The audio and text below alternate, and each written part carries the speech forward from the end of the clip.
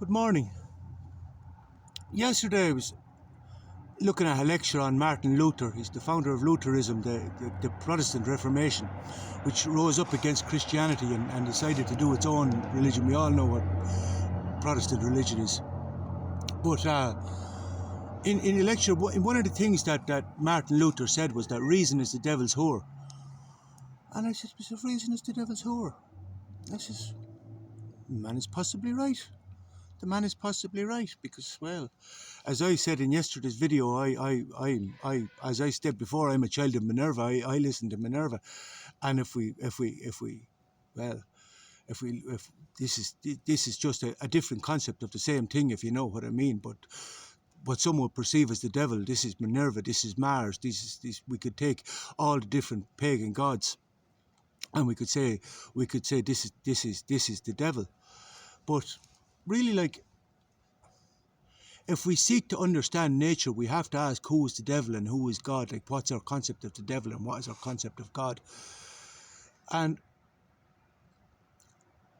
really, like, all nature is comprised of binary opposites. So, like, this is why I say, like, I said Martin Luther's work must be one of the most hypocritical works that was ever written, because all his conclusions, that even his conclusions against Christianity and why Christianity was wrong and right and this, that and the other, were all derived from reason. And yet he was calling reason the devil's whore. And then he was a German philosophy, and Germans are the most rational race.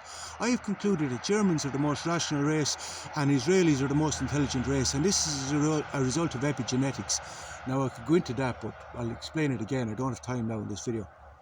But as a result of epigenetics, Germans are the most rational race. That's why German philosophy is really some of the best philosophy you're ever going to read, like Hegel, Kant, Schopenhauer,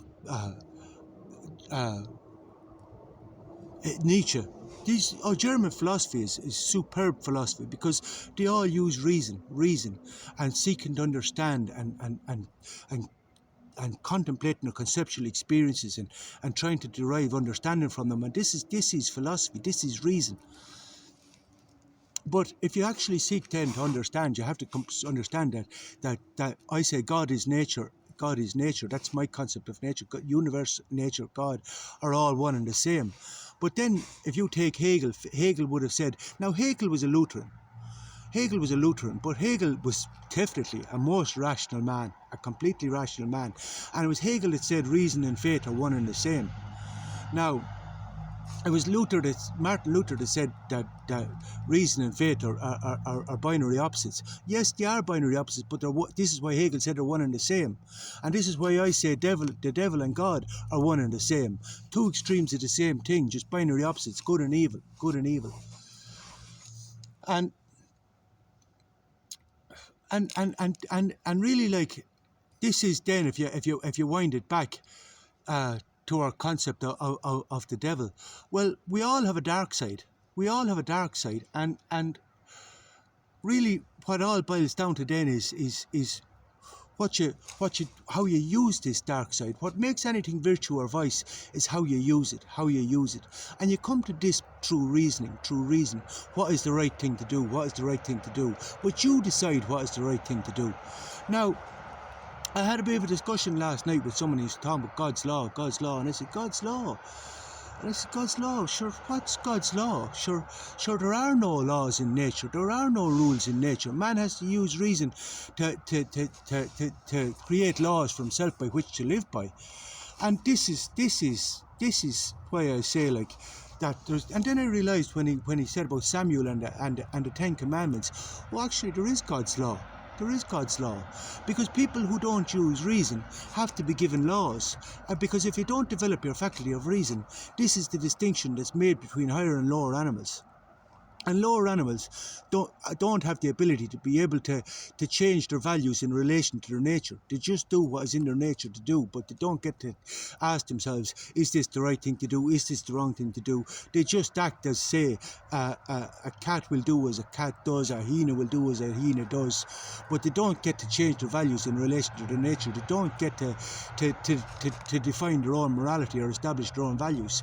And that's the distinction. But you see, if people don't develop develop their faculty of reason, then they just act according to their nature as well. And this is what brings around what the necessity for laws and rules. Lower animals have to be farmed.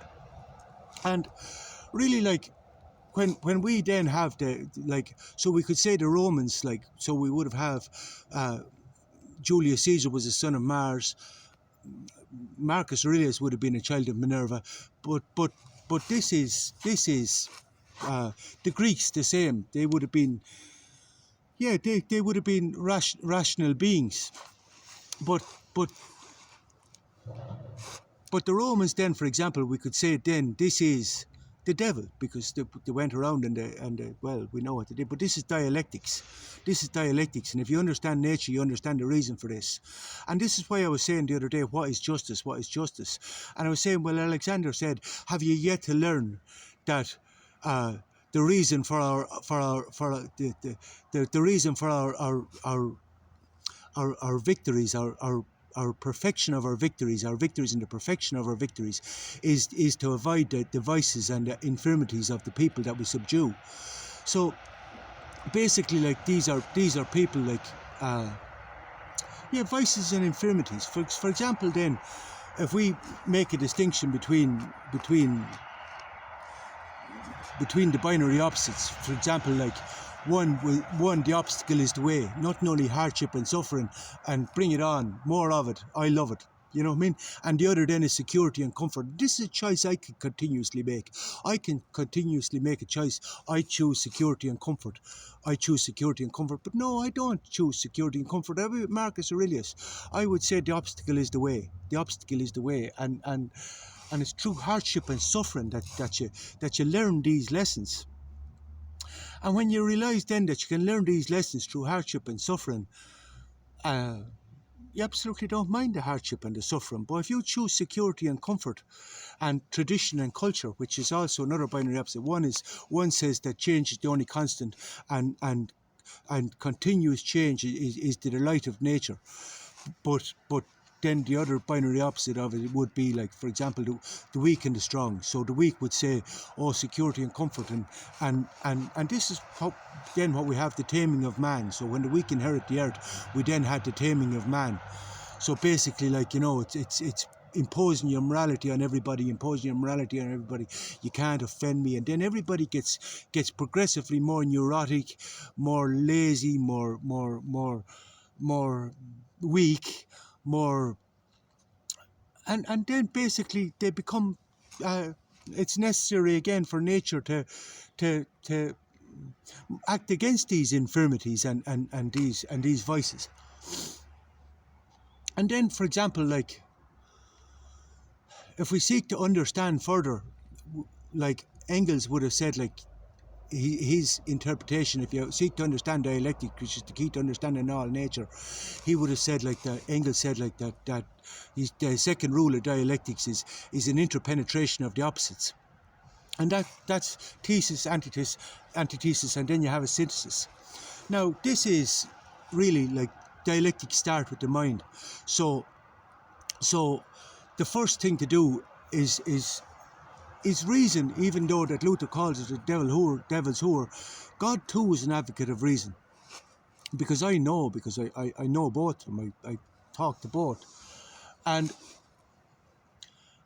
reason, really, like, this is what causes a perpetual war in the mind. The Bhagavad Gita, I said it was a war between the finite and the infinite, and then I realised last night it's not a war between the finite and the infinite. It's a perpetual war of the mind. It's a perpetual war of the mind. It's because we all have a dark side. It's the dark side and the light side. So this would be, say, again, the binary opposite of God and the devil, to use the simple concept. But reason is the only thing that can bring harmony and get the orchestra of the mind to play in harmony. And this is what Seneca said. The goal of achieving a eudaimonia is to get the orchestra of the mind to play in harmony.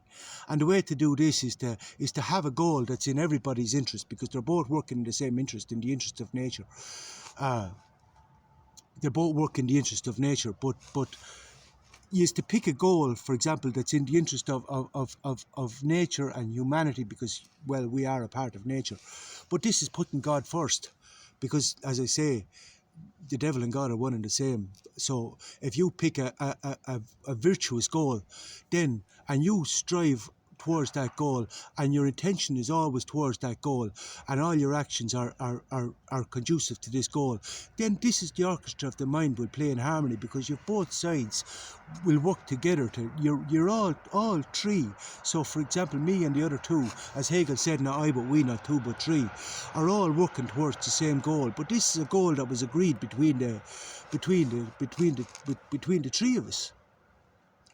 And this then is how the orchestra of the mind plays in harmony. But then if you ask what's conducive to the goal, it's not security and comfort, I can assure you that. So then this leads you listening to well Minerva, like, you know, and you understand the reasons for everything you do, and you seek to understand, and reason will teach you. And this is reasoning that you say to yourself, well, why would you do that, why would you do this?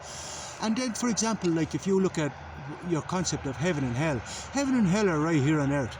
And if you're looking to know where hell is, well, recently I saw a podcast with Joe Rogan there where he was talking about the mining of cobalt in the Congo. Now, if you look at the video of this is surely hell. This is surely hell. This mining of cobalt in the Congo. And you might say to yourself, well, what's the reason for this? What's the reason for this? Now, there is a reason for this, and I can understand the reason for this, because like, it's only through pure suffering and hardship that I actually agreed to say, right, let's do this together. Right? Because initially I started out, I said, no, you don't control me, I'll do what I like. And then after a while I said, no, right, let's work together. And really, like, it's like when I was young, my father used to give me work therapy, because this was the way to keep me quiet and to keep me from breaking up the place, basically. You know, it was a way of controlling this energy and using it for things. You know, you used to have to dig out a piece of earth, bring it down to the bottom of the garden. You could spend your whole day digging out the earth. But once I was kept working, I was more or less subdued, and it was a way of using my energy. So it's a sort of the same thing. And then what you have then is, once you learn this work ethic and you learn different values, for example, like, I remember I used to pick strawberries, for example, and I'd come home and you know, you might get, 30 quid after a whole week picking strawberries. And the father used to say, you have to hand some money up for the house. And I say, hand money up for the house? I says, no fucking way, sure, Jesus, I'm after working hard picking strawberries all week for this is my money. But no, the father says, no, you have to hand money up to the house. And this is, you know, as they say, the first 7 years are the most developmental, but this is conditioning, and this work ethic and this conditioning is what conditions your values. Do you understand what I'm saying? So then if we scale this up, we had the Chinese who basically their labour was exploited to supply the hedonistic lifestyle of America. And again, we can do an interpretation of the opposites. That's why I call it not an interpenetration of the opposites, because before we can have an interpenetration of the opposites, I first wanted to interpret the opposites. And I used to say to myself, well, this hedonistic lifestyle is balanced out by hell. This security and comfort is balanced out by the suffering of others. But then through the suffering of others, they are now become the master. So we have an inversion of the hierarchies. And I don't think anybody can dispute that the Chinese, who suffered in poor working conditions and hard labour to satisfy this hedonistic lifestyle, are now nearly the masters. And now we have a situation where through these electric batteries and everything else, the dependence is actually increasing on China. And it's the same thing in Africa. They hold most of the world's cobalt. So even everybody's going around saying, oh, electric cars and everything else, for the environment. They're not using reason, because they're not understanding nature. So what's actually going to happen is the whole thing's going to go full circle. It started with Africa, everything coming out of Africa. All the wisdom came out of Egypt.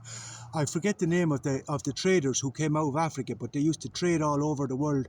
Africa was a superbly rich nation and very knowledgeable nation, and everything's going to go full circle because all our dependence is going to be on Africa, and it's through Africa's suffering and pain at the moment that they will learn a work ethic and a conscious and learn how to use reason, and then when they come to avail of all this wealth and resources, they'll be in a better position to use reason. Yeah, good morning.